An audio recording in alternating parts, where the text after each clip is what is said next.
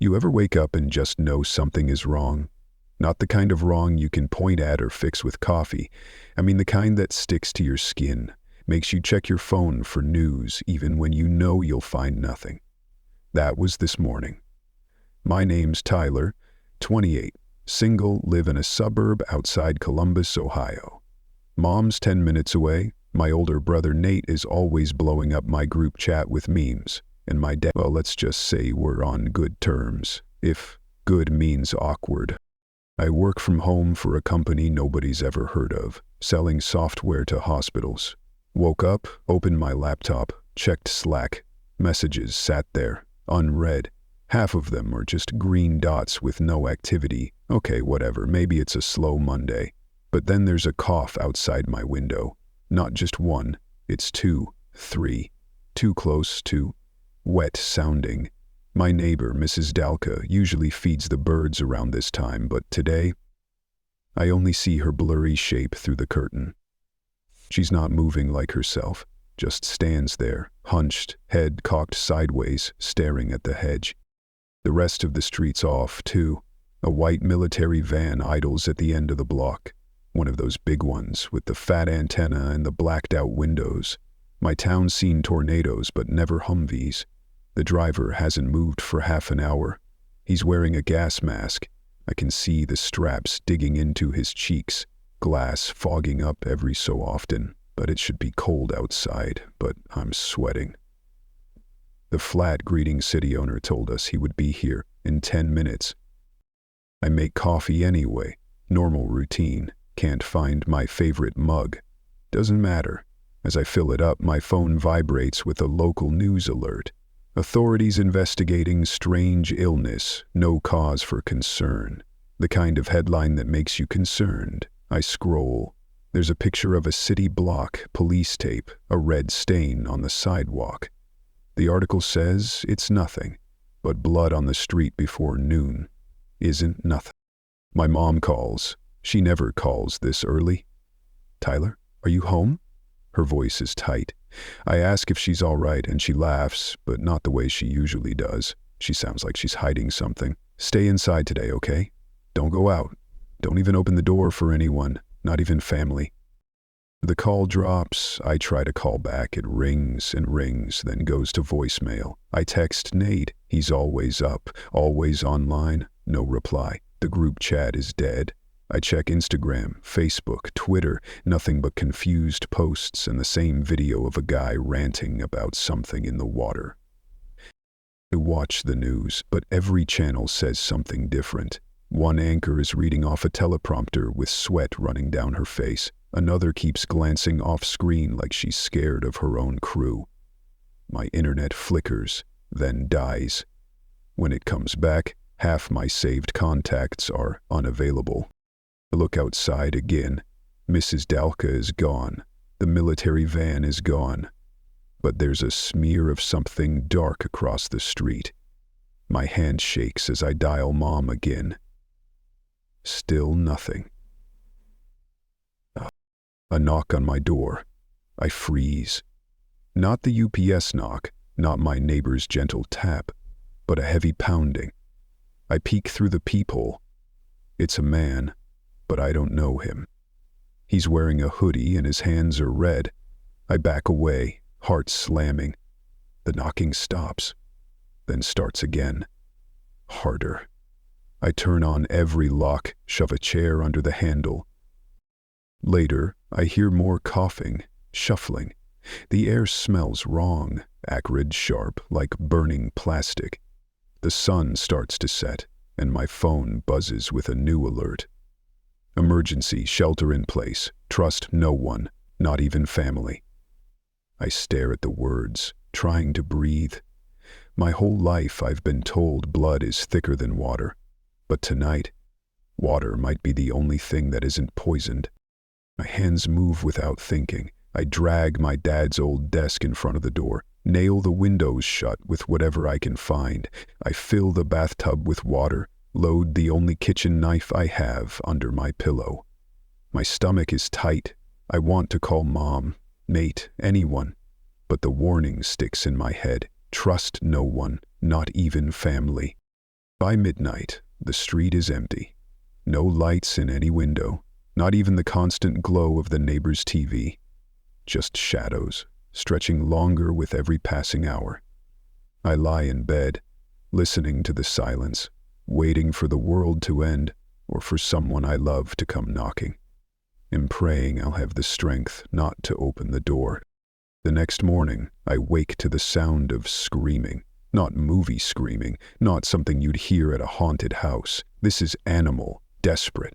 I bolt up and nearly trip over my own feet getting to the window, careful not to make a sound, just in case whoever's out there is looking for more. The street is chaos. I see two people chasing a third. No, not chasing, hunting. Their hands are bloody, faces twisted in a way that doesn't make sense. There's a woman screaming for help, stumbling backwards until she falls. Then suddenly everything's quiet except for the wet, tearing sound that follows. I back away from the window and fight the urge to throw up. I know that woman. Her name's Allison. She used to walk her dog past my place every morning. That's all she ever did wrong. I try Mom's phone again. Still nothing. I try Nate. This time his phone picks up, but all I hear is static and a weird, muffled voice. Maybe it's him, maybe it's not. Ty, don't let them in, even if... Then more static, and then a harsh, guttural sound that makes me drop the phone. My hands are shaking so badly I almost shatter the screen trying to set it down. I open my group chat, type, "Is anyone okay? Please answer." It sits there, gray and unread, a silent tombstone for my whole social life. Outside, it gets quiet. Too quiet. I think about the warnings, about the people who said, "Don't trust anybody, not even family." It's insane. I keep replaying the last time I saw Mom. She made spaghetti and garlic bread, called me her little man, told me to stop working so late. I can't picture her hurting anyone. But now I don't know what to picture. I force myself to eat something, just microwave mac and cheese, but it tastes like plastic and my stomach is twisted up so tight I have to force it down. Every sound outside makes me freeze. There's a crash from somewhere down the street, sirens, then gunshots. 2, 3, then silence. I remember all the times I thought about getting a gun and laughed it off. Nobody laughs now. Someone bangs on my door, hard, urgent. I stay silent, holding my breath. Whoever it is, they keep knocking, and finally they try the handle. When they realize it's locked, they start pounding with both fists, screaming something I can't make out. It could be my neighbor, or it could be a stranger. It could even be Mom. I don't answer. I can't. The warning keeps echoing in my head. Trust no one, not even family. I curl up behind the couch and wait for the banging to stop. Eventually it does. When I peek, there's blood on the handle. Not mine. Not yet. Hours pass. The sky turns yellow and gray. I watch as a family tries to drive away in their minivan. Dad behind the wheel, Mom clutching their little girl, maybe 5 or 6. Someone stands in the street to block their path. Dad gets out to argue. Suddenly the person grabs him, pulls him down, and it all falls apart. The kid screams. The mother tries to run. It ends fast. The car sits in the middle of the street with one door open, radio blaring static. I can't stop shaking. I can't look away. I keep telling myself it's not real, but I know it is now. There's no going back.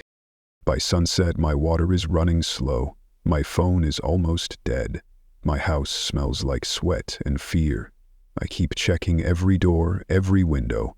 That's when I see someone across the street. Nate, or at least it looks like Nate.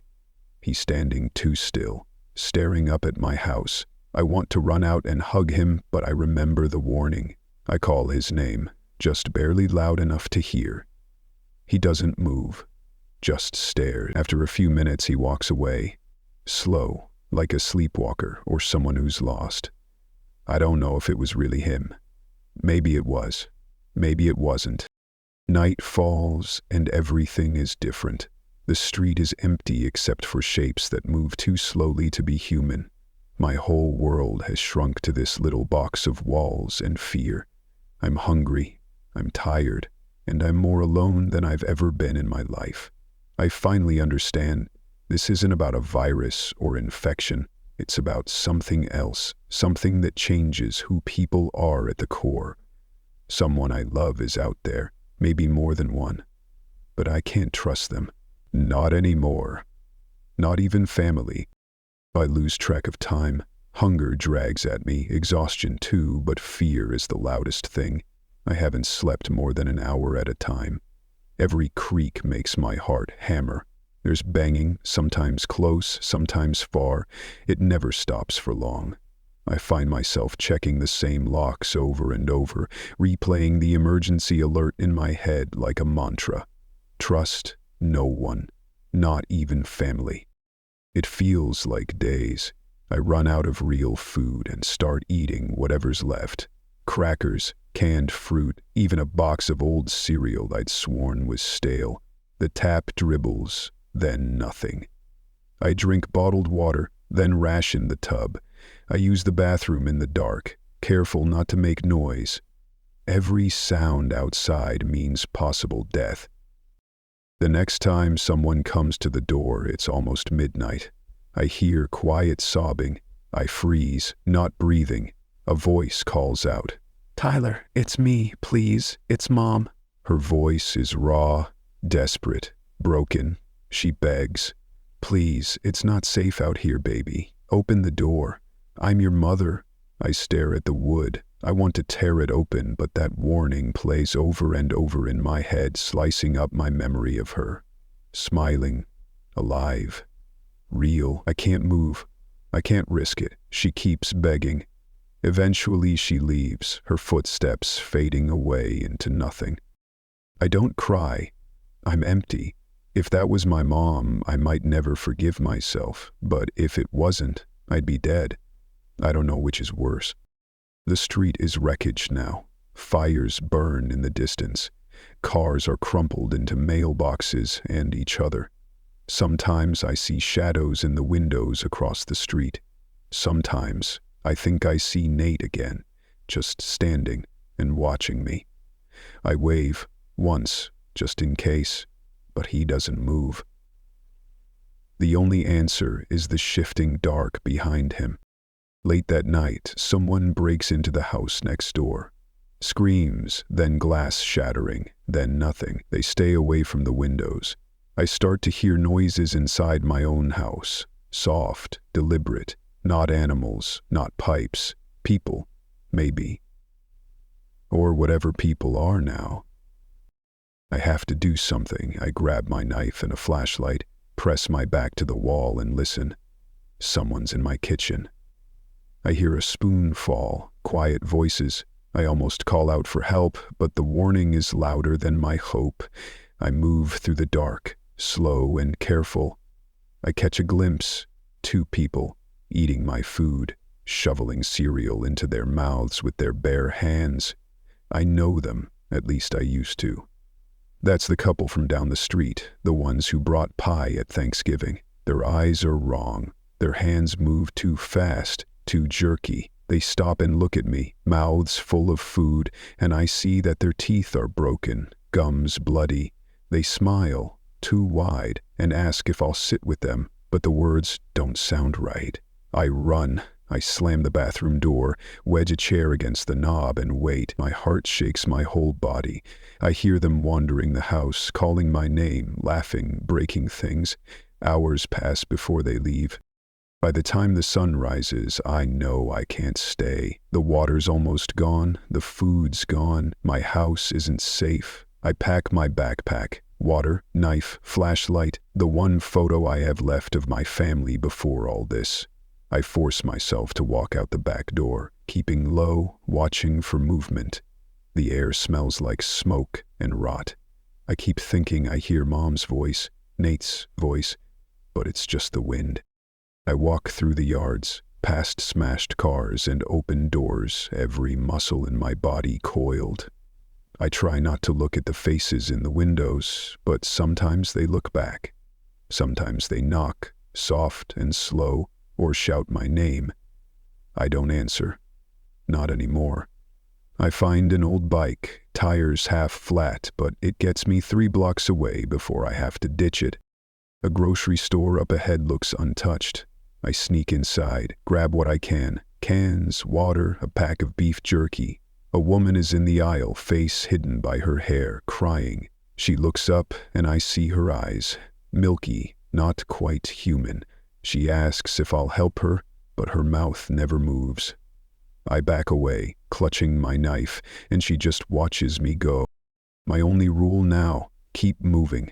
Don't trust anyone. Don't even stop to think. I head for the edge of town, staying off the roads, cutting through backyards and empty fields. I see fires, hear screams, gunshots. A shelter I thought was safe, an old church with boarded windows, is on fire, people breaking out from inside, fighting each other to escape. A little girl grabs my leg, begging for help, but her fingernails dig too deep, her grip too strong.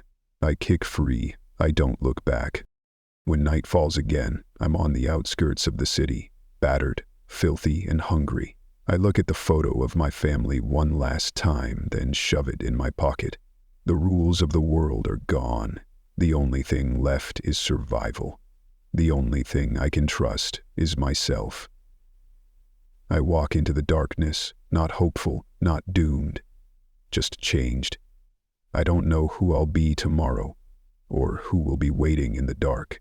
I just know I can't go back, not ever.